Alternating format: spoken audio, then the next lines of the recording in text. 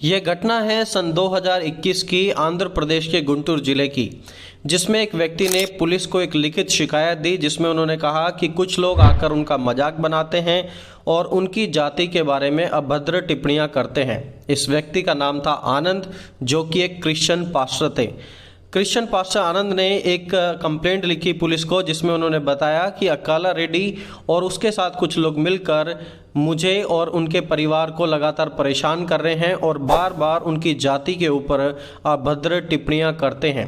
और ये जो व्यक्ति थे पास्टर आनंद, ये एक शेड्यूल कास्ट के व्यक्ति थे। तो जब बात जाति पर आई तो पुलिस ने SC/ST एक्ट लगाकर अकाला रेड्डी और उसके बाकी दोस्तों पर मुकदमा दर्ज किया।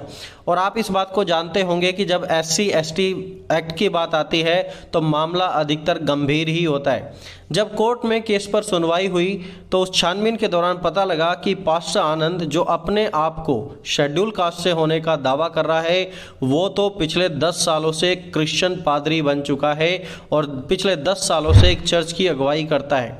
और कानून के अनुसार यदि देखा जाए तो जो भी व्यक्ति SC/ST दूसरे धर्म जैसे कि क्रिश्चियनिटी में कन्वर्ट हो गया या फिर इस्लाम में कन्वर्ट हो गया, तो उसके बाद उनके जो शेड्यूल कास्ट के जो स्टेटस होते हैं, जो बेनिफिट्स उन्हें मिलते हैं, वो फैसिलिटीज़ उन्हें नहीं दी जाएंगी। उनके सारे बेनिफिट्स कैंसिल कर दिए जाएंगे। कोर्ट ने इस मुद्दे पर फर्दर इंक्वायरी की और आगे इंक्वायरी करने पर पता लगा कि हालांकि आनंद पिछले 10 सालों से क्रिश्चियन पादरी हैं, लेकिन फिर भी आनंद के पास एक वैलिड कास्ट सर्टिफिकेट था, जिसमें दर्शाया गया था कि वो एक शेड्यूल कास्ट से हैं।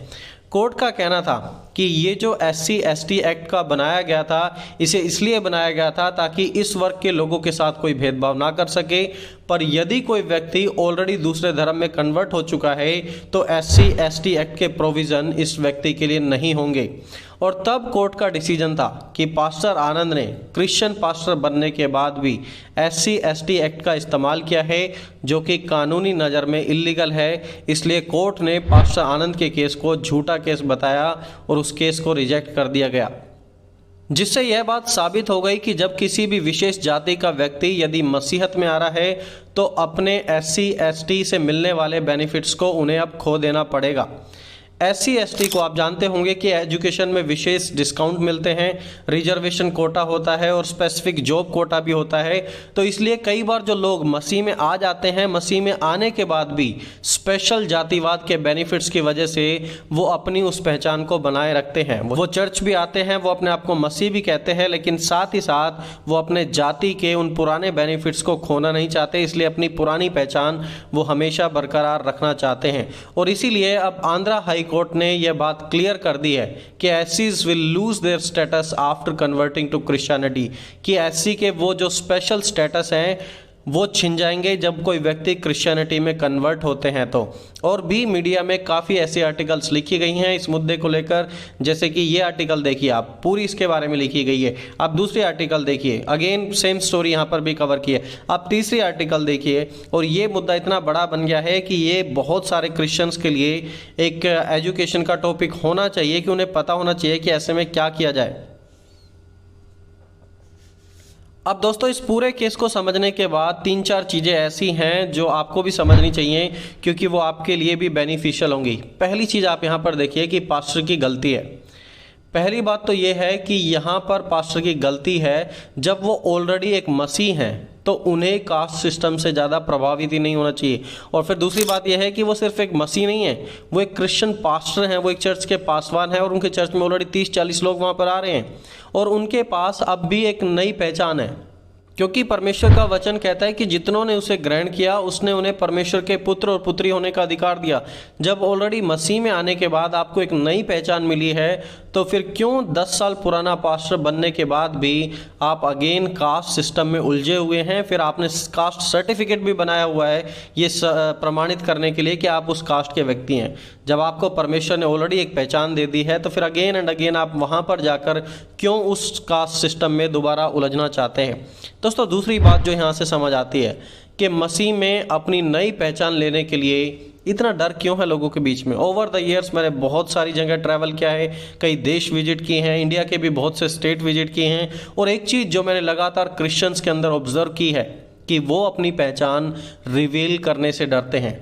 जब मसीह में आपको एक नई पहचान मिली है कि आप परमेश्वर के जन हैं, तो क्यों आप पुराने जातिवाद में दोबारा से जाना चाहते हैं? सिर्फ भेदभाव पैदा होता है वहाँ पर जाने से ही, और एक मनुष्य को दूसरे मनुष्य से नीचा दिखाया जाता है। बहुत से मसीह जिनसे आज हम लोग मिलते हैं वो कहते हैं अपनी गवाही में कि मैं तो एक ठाकुर मसीह हूँ। दूसरा कहेगा कि नहीं नहीं, मैं तो एक जाट मसीह हूँ, एक जाट क्रिश्चियन हूँ मैं, और क्योंकि मैं ठाकुर हूँ या मैं जाट हूँ तो मैं शादी भी ठाकुर या जाट विश्वासी लड़की से ही करूँगा। अब ये कौन सी बात है? अब आप सोचिए इसका क्या मतलब है। जब लोग इस प्रकार की बातें कहते हैं कि वो मसीह से ज़्यादा अगेन अपनी जो पुरानी आइडेंटिटी है, ठाकुर, यादव या फिर जाट, जो भी वो चीज़ें इस्तेमाल करते हैं, वो सारी चीज़ें क्या हैं? जब मसीह में आने के बाद आपको ऑलरेडी एक नई पहचान मिल रही है कि आप परमेश्वर के पुत्र हैं, और मसीहत में कोई जातिवाद है ही नहीं, क्योंकि वचन कहता है कि परमेश्वर ने मनुष्य को अपनी समानता में बनाया। वहाँ पर कोई जातिवाद का मुद्दा ही नहीं है।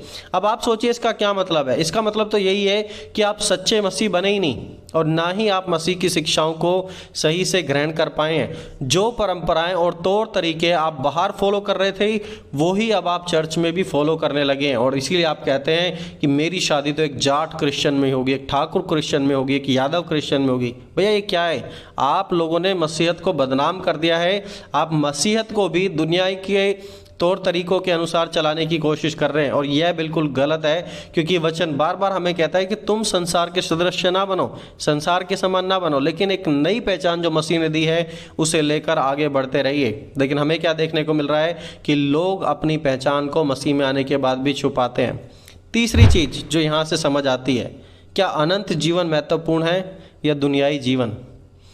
बाइबल हमेशा दो रास्तों को मेंशन करती है। एक है दुनिया का रास्ता, दुष्ट का रास्ता, और दूसरा है स्वर्ग और अनंत जीवन का रास्ता। दुनिया का रास्ता आसान है, चौड़ा लगता है, यहाँ पर चलना बड़ा ही मज़ेदायक है, लेकिन फिर है परमेश्वर का रास्ता, और परमेश्वर का रास्ता कठिन है। यहाँ पर आपको पल पल का ध्यान रखना पड़ता है, पाप से दूरी बनाए रखने पड़ती है, और ये रास्ता मुश्किल है और हर कोई व्यक्ति इस पर नहीं चल पाते। सो ये जो आंध्र प्रदेश में केस हुआ, इससे ये बात रिवील होती है कि बहुत से लोग जो आज मसीह में चलने का दावा कर रहे हैं वो अभी भी अपनी उस पुरानी पहचान को, उस जातिवाद को छोड़ने की कोशिश नहीं कर रहे हैं, और बहुत सारी कलीसियाओं में आज भी जातिवाद है। और मैं आपको बताना चाहता हूँ कि यह परमेश्वर की ओर से नहीं है। अनटिल एंड अनलेस आप इस बात को नहीं समझेंगे कि परमेश्वर ने मनुष्य को अपनी समानता में बनाया है, तो आप क्या गॉस्पेल इंसान को दे पाएंगे? कैसे जो परमेश्वर की बनाई हुई सृष्टि है उसका मोल आप कैसे लगा पाएंगे? आप कभी भी नहीं लगा पाएंगे। आप अगेन वचन के द्वारा भी लोगों के बीच में वही भेदभाव पैदा कर देंगे, और इस वजह से आप परमेश्वर के सुसमाचार को, परमेश्वर के संदेश को बिगाड़ रहे हैं। सो वेल दोस्तों, मैं आशा करता हूं कि ये जो अपडेट मैं लेकर आया था इस केस से रिलेटेड, ये आपको समझ आई होगी, और मैं बताना चाह रहा था आपको कि आखिरकार क्या हो रहा है। और अब सरकार ऐसे लोगों को रिकॉग्नाइज नहीं करेगी, इसलिए आप भी खुलकर मसीह में अपनी नई पहचान लें, और जो परमेश्वर ने आपको पहचान दी है उस पहचान को लेकर आगे बढ़े। संसार के समान ना बने, लेकिन परमेश्वर के समान बने, और जो पहचान परमेश्वर ने आपको दी है उसे लेकर जिएं। तब प्रभु देखिए आपके जीवन में क्या कार्य करते हैं। सो दोस्तों, आज की इस वीडियो में इतना ही। प्रभु आप सभी को आशीष दे। मिलेंगे जल्दी एक और नए वीडियो के साथ। टिल देन आप सभी को जय मसीह की दोस्तों।